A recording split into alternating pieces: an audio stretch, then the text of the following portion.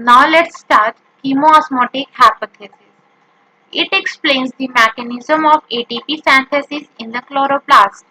आपने जब photo system 1 और 2 पढ़ा तो वहाँ पे जब आपने नॉन साइक्लिक फोटो सिस्टम पढ़ा तो वहाँ पे आपने देखा एटीपी का सिंथेसिस हुआ था एंड एनएडीपीएच का सिंथेसिस हुआ था। बट जब आपने साइक्लिक फोटोफॉस्फोरिलेशन पढ़ा सिर्फ वहाँ पे एटीपी का सिंथेसिस हुआ था एंड जो मैकेनिज्म होता है एटीपी की सिंथेसिस का क्लोरोप्लास्ट में वो एक्सप्लेन होता है कीमोस्मोटिक हाइपोथेसिस के through. Chemoosmosis, movement of the ions across the semi-permeable membrane.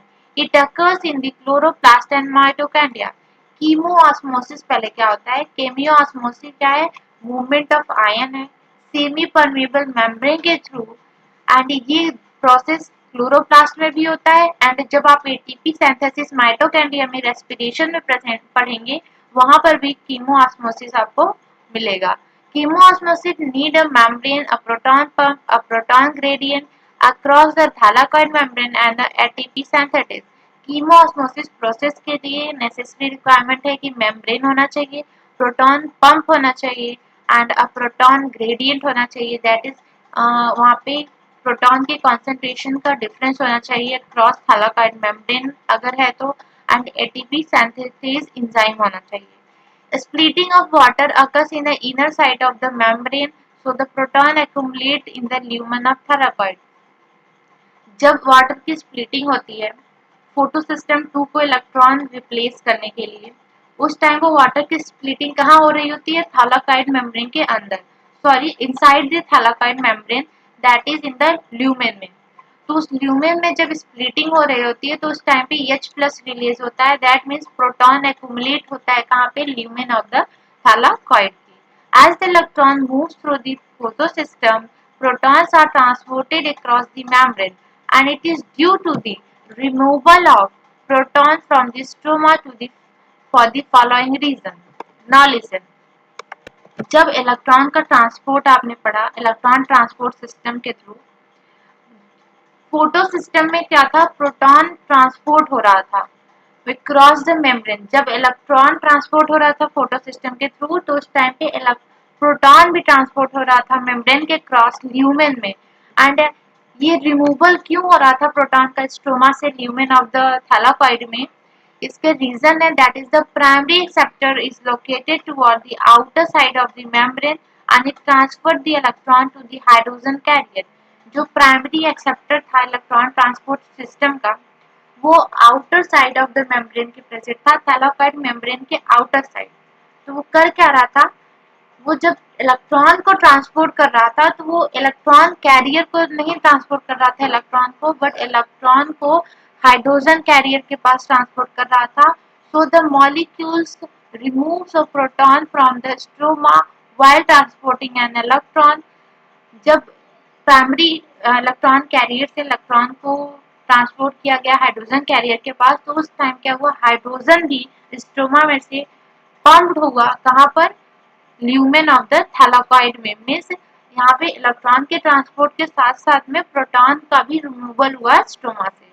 When this molecule passes on its electron to the electron carrier on the inner side of the membrane, proton is released into the lumen of the membrane।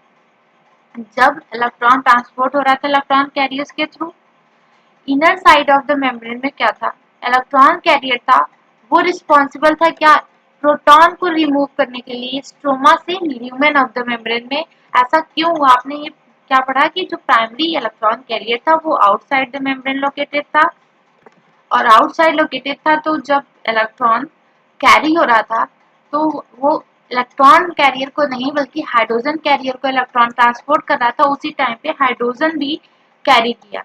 Then क्या हुआ जब वो hydrogen career electron को electron carrier के पास remove करने लगा तो उस टाइम पे हाइड्रोजन को कहाँ पे रिमूव किया ल्यूमेन ऑफ द थैलाकॉइड्स। क्या आप ऐसे समझिए ये थैलाकॉइड का मेम्ब्रेन है आउटर साइड पे क्या है इलेक्ट्रॉन कैरियर ये इलेक्ट्रॉन को कैरी किया फिर इलेक्ट्रॉन को ट्रांसपोर्ट किया किसको हाइड्रोजन कैरियर के पास।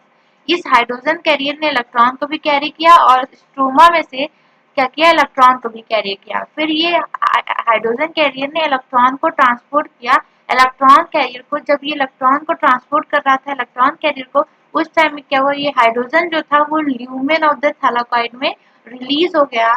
इससे क्या हुआ कि स्ट्रोमा में हाइड्रोजन का कॉन्सेंट्रेशन कम एंड ल्यूमेन में हाइड्रोजन का कॉन्सेंट्रेशन इंक्रीज किया, और इससे क्या हुआ, प्रोटॉन ग्रेडियंट स्टैब्लिश हो गया।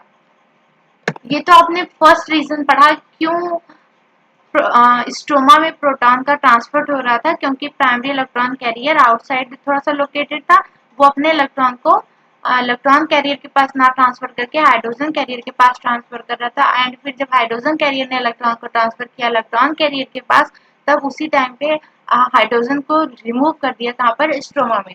सेकेंड रीजन ये है कि the NADP reductase enzyme is located on an stroma side of the membrane.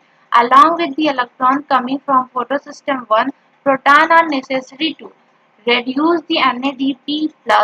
These protons are also removed from the stroma. आपने क्या देखा था फोटो सिस्टम, आप जब पढ़े थे तो फोटो सिस्टम 2, यहाँ से इलेक्ट्रॉन ट्रांसपोर्ट हुआ था इलेक्ट्रॉन कैरियर के बाद, देन यहाँ से इलेक्ट्रॉन ट्रांसपोर्ट हुआ था फोटो सिस्टम 1 के बाद, देन फोटो सिस्टम 1 से इलेक्ट्रॉन फिर इलेक्ट्रॉन कैरियर के पास, देन क्या हुआ था, NADP+ से NADPH में इसको रिड्यूस कर दिया गया था। और इसके रिडक्शन में क्या हुआ था, जो स्ट्रोमा, ये जो रिएक्शन हुई ना, ये स्ट्रोमा के साइड हुई, तो स्ट्रोमा में क्या हुआ, NADPH रिडक्टेज एंजाइम जो कि stroma side of the membrane में लोकेटेड है, उसने क्या किया, NADP को H+ दैट इज प्रोटॉन से रिएक्ट करवा के NADPH में रिड्यूस कर दिया। दैट मीन्स स्ट्रोमा का यहाँ पे भी प्रोटॉन कंसंट्रेशन डिक्रीज हुआ। जब वहां पे प्रोटॉन कंसंट्रेशन डिक्रीज हुआ तो फिर से क्या सेट हुआ, proton gradient across the membrane of the thylakoid. Hence the proton in the stroma are decreased, but in the lumen protons are accumulated. It creates a proton gradient across the thylakoid membrane and decrease the pH of the lumen. जब electron, अभी तो आपने क्या देखा कि एक proton क्या transport हो रहा था इलेक्ट्रॉन कैरियर के थ्रू, एंड यहाँ पे स्टोमा में क्या हो रहा था, हाइड्रोजन जो प्रोटॉन प्लस था वो डिक्रीज भी हो रहा था क्योंकि NADPH का सिंथेसिस हो रहा था। तो स्ट्रोमा में प्रोटॉन का कॉन्सेंट्रेशन डिक्रीज हो रहा है, ल्यूमेन में क्या हो रहा है, प्रोटॉन का कॉन्सेंट्रेशन इंक्रीज हो रहा है। जब प्रोटॉन का कॉन्सेंट्रेशन इंक्रीज हो रहा है तो यहाँ पे प्रोटॉन ग्रेडियंट क्या हो रहा है, स्टैब्लिश हो रहा है। जब प्रोटॉन ग्रेडियंट स्टैब्लिश हो गया एंड ल्यूमेन में क्या है, H+ ज्यादा है, जब H+ ज्यादा होता है तो pH क्या होता है, कम होता है। क्यों, क्योंकि एसिडिटी ज्यादा होती है तो pH कम होता है। तो वही लिखा है कि due to this there is a decrease in the pH in the lumen of the thylakoid. ना यही चीजें जो मैं रफ डायग्राम में बताएं वही एनसीईआरटी के डायग्राम से समझते हैं। सी, ये एनसीईआरटी का डायग्राम है। आप यहाँ पे देखिए ये फोटो सिस्टम 2 है एंड यहाँ पे फोटो सिस्टम 1 है। देखिए जब वाटर की स्प्लिटिंग हुई थी तो उस टाइम पे क्या था, आपका इलेक्ट्रॉन रिप्लेस हुआ था फोटो सिस्टम 2 के पास एंड ऑक्सीजन रिलीज हुआ था NH+। तो H+ का यहाँ पे बढ़ा कहाँ पर, ल्यूमेन में। ये फर्स्ट केस। सेकेंड, जब आपका इलेक्ट्रॉन ट्रांसपोर्ट हो रहा था हाइड्रोजन कैरियर के पास तो उस टाइम हाइड्रोजन भी कैरी हुआ था एंड देन जब ये इलेक्ट्रॉन कैरियर के पास ट्रांसपोर्ट हुआ तो उस टाइम पे हाइड्रोजन पंप हो गया कहाँ पर, ल्यूमेन ऑफ द थैलाकॉइड में। तो यहाँ पे दूसरा आपने देखा क्या है, H+ इंक्रीज किया, 1 टाइम इंक्रीज किया, 2 टाइम। एंड यहाँ पे देखिए जो NADP रिडक्टेज एंजाइम है वो मतलब outer side of the membrane of thylakoid located होता है। तो जब NADP को कन्वर्ट किया जाता है NADPH में तो उस टाइम स्ट्रोमा में जो हाइड्रोजन है उसको डिक्रीज होता है। ओवरऑल जब यहाँ पे डिक्रीज हो रहा है तो यहाँ पे समझिए एज कम्पेयर टू यहाँ पे ग्रेडियंट बढ़ा, तो ल्यूमेन में क्या हुआ है, H+ इंक्रीज हो रहा है एंड स्ट्रोमा में डिक्रीज हो रहा है। तो प्रोटॉन ग्रेडियंट एस्टेब्लिश हुआ एंड यहाँ पे H+ का कॉन्सेंट इंक्रीज होने की वजह से pH ऑफ द ल्यूमेन क्या हुआ, डिक्रीज हो गया। तो यही ओवरऑल जो अभी पीछे पड़ा वही डायग्राम के फॉर्म में दिया है। यहाँ पे और देख लीजिए स्ट्रोमा में लो H+ है और ल्यूमन में H+ हाई है। अब प्रोटॉन यहाँ पे ज्यादा होने की वजह से electrochemical proton sorry potential gradient establish हुआ। इलेक्ट्रोकेमिकल पोटेंशियल ग्रेडियंट ल्यूमेन में ज्यादा एज कम्पेयर टू स्ट्रोमा में, इसलिए से ग्रेडियंट ऐसे सेट हुआ है। And this is what stroma, ये थैलाकॉइड मेम्ब्रेन आपको सोई हुई है। एंड ये what is this, ATP synthetase enzyme है ये। एटीपी सिंथेटेज एंजाइम के दो पार्ट होते हैं। एक तो आपका ये इंटीग्रल प्रोटीन है जो कि मेम्ब्रेन में एम्बेडेड है, और ये आपका पेरिफेरल प्रोटीन है जो कि protrudes outside of the membrane toward the stroma. Stroma की साइड बाहर प्रोट्रूड है, and this is what CF0 particle में CF0 प्रोटीन, एंड ये क्या है, एटीपी सिंथेटेज या फिर CF1 है उसका। एटीपी क्या होता है, एटीपी से एंड पी प्लस जब प्रोटॉन ग्रेडियंट ब्रेक होने लगता है तो एटीपी एंड इनऑर्गेनिक फॉस्फेट मिलकर एटीपी का सिंथेसिस करते हैं। यही वो एटीपी है जो आपने जब फोटो सिस्टम 1 एंड 2 में इलेक्ट्रॉन ट्रांसपोर्ट सिस्टम में जब यहाँ पे एटीपी का सिंथेसिस हुआ था, वो एक्चुअल में यही एटीपी है जो कि यहाँ पे ट्रांसपोर्ट होते हुए सिंथेसाइज हुआ है प्रोटॉन ग्रेडियंट एस्टेब्लिश होने के बाद। जब प्रोटॉन ग्रेडियंट ब्रेक होने लगा तो उससे क्या हुआ, एटीपी एंड इनऑर्गेनिक फॉस्फेट से एटीपी का फॉर्मेशन हुआ।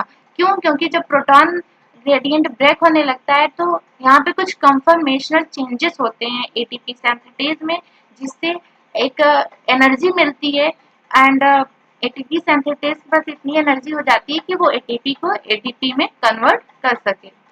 नाउ यही चीज पॉइंट्स में पढ़ते हैं। Breakdown of the proton gradient leads to the synthesis of ATP by the ATP synthetase enzyme.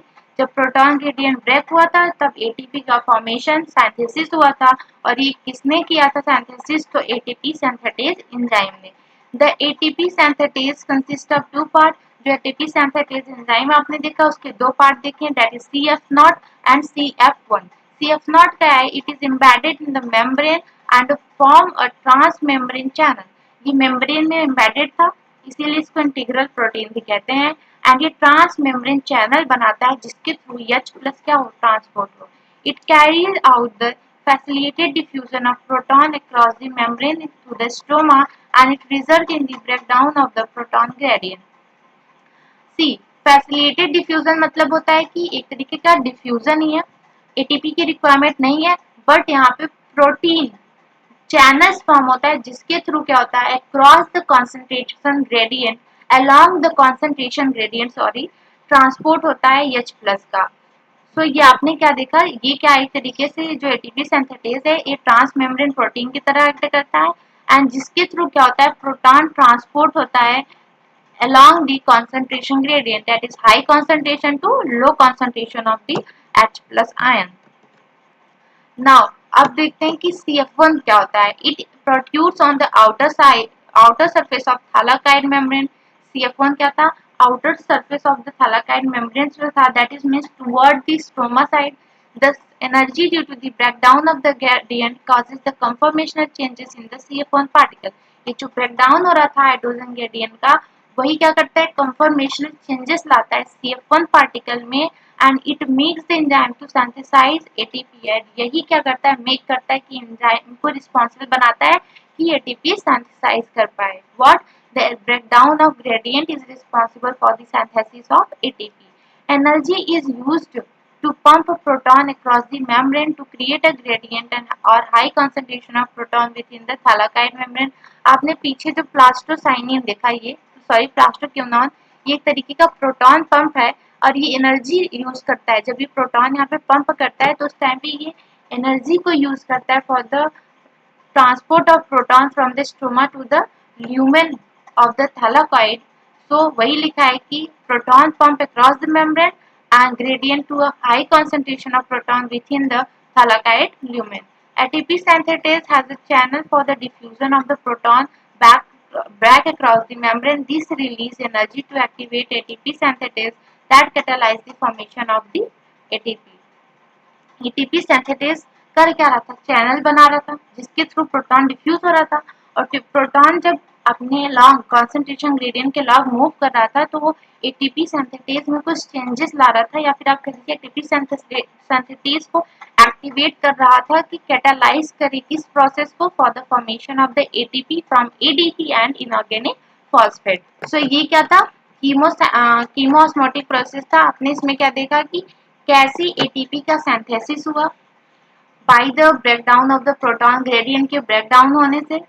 Overall process में ये था कि फर्स्ट क्या हुआ, किसी भी कीमियो ऑस्मोसिस के लिए नीड क्या है, मेम्ब्रेन की नीड है, प्रोटॉन पंप की नीड है, proton gradient and ATP synthetase enzyme की नीड है। मेम्ब्रेन का क्यों नीड है? क्योंकि वहाँ पे प्रोटॉन ग्रेडियंट क्रिएट करना है। प्रोटॉन पंप का रिक्वायरमेंट इसलिए है कि ताकि वो प्रोटॉन को स्ट्रोमा से ल्यूमेन ऑफ द थैलाकाइड में ट्रांसपोर्ट करे एंड ग्रेडियंट को क्रिएट करे। और प्रोटॉन ग्रेडियंट क्रिएट होता है एंड एटीपी सिंथेटेज फाइनली क्या करता है, उस breakdown of the proton gradient के से catalyze करता है रिएक्शन को, क्या, the formation of ATP from ADP and inorganic phosphate that you have studied in chemiosmotic hypothesis.